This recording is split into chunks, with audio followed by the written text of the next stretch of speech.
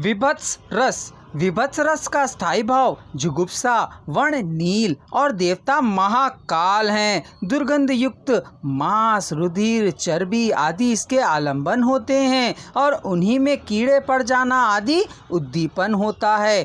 थूकना, मुंह फेर लेना, आंख मीचना आदि इसके अनुभव होते हैं एवं मोह, अपस्मार, आवेग, व्याधि आदि इसके व्याभिचारी भाव होते हैं। उदाहरण: दंतन अंत उठाए फिरे, सुकु खिलाकर धरा में पटकतु। हाथी की छाती पे बैठी पिशाच सु, होठ चलाए चलाए मटकतु। स्वाद सो यो घटके लटके, पुनि गेंद सी खेलत हाड़। सटकतु मांस के पिंडनी, घट हटयो हट लोहू कोले, घट घट घटकतु। यहाँ हमें विभत्स रस का स्वाभाविक और लोक हर्षक वर्ण आचार्य कुलपति मिश्र ने किया है। युद्ध भूमि के मध्य पिशाचगण दांतों के मध्य आंतों को उठाए फिर रहे हैं, हाथियों की छाती फाड़ डाली है तथा उसके ऊपर बैठकर हंस रहे हैं, रुधिर के घड़ों को लेकर घट घट घटकाए जा रहे हैं।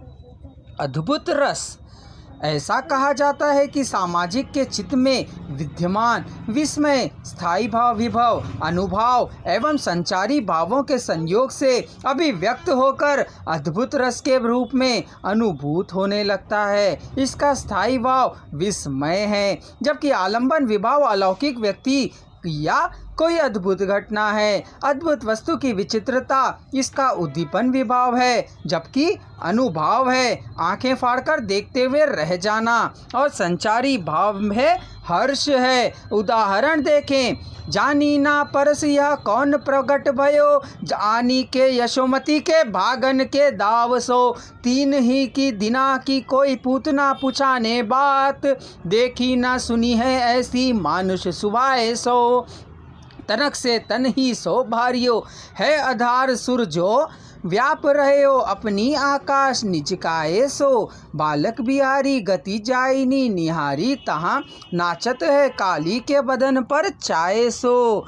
यहाँ कवि इसके माध्यम से कहता है कि उसे समझ में नहीं आ रहा है कि यशोदा के भाग्य में कौन शक्ति उसके घर आकर प्रकट हो गई है। इस बालक के जन्म के तीसरे दिन ही पूतना जैसी राक्षसी को मार डालना, यह जो अद्भुत कार्य इसने किया है ऐसा तो इस लोक में पहले कभी नहीं सुना गया।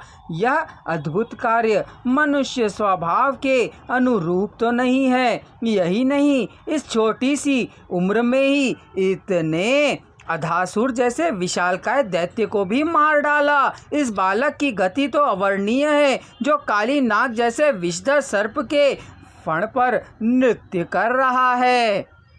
शांत रस।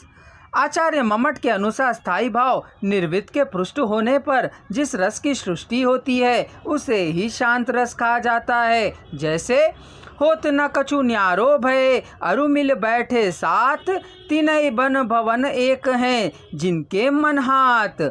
आचार्य अर्थात जिन व्यक्तियों का मन अपने वश में है उनके लिए वन और भवन एक समान होते हैं। यहाँ हम यह भी कह सकते हैं कि संसार में प्रत्येक वस्तु को नश्वर मानना ही शांत रस का मूलाधार है। इसकी उत्पत्ति प्रायः तत्वज्ञान और वैराग्य से मानी जाती है, और जगत को मिथ्या मानने जैसे साधुओं की विचारधारा ही शांत रस के अनुभाव होते हैं। भक्ति रस। यहाँ एक बात मैं स्पष्ट करना चाहूँगा कि नाट्यशास्त्र और तदुत्तरवर्ती उपजीव्य भूत अलंकारिक ग्रंथों में भक्ति को रस के रूप में नहीं स्वीकारा गया, पर यह भी सत्य है कि आध्यात्मिक क्षेत्र में भक्ति को रस स्वरूप में स्थापित किया गया है। अलंकार शास्त्र में तो देव आदि विषयक रति प्रेम को भाव नाम से अभिहित करते हैं, रस रूप में नहीं। वैष्णव जगत में देवादि विषयक रति को भावना मानकर इससे पृथक माना जाता है। इतना ही नहीं, वैष्णवों की दृष्टि में भक्ति रस राज है। भक्ति रस का उदाहरण हम अगले वीडियो में देखेंगे।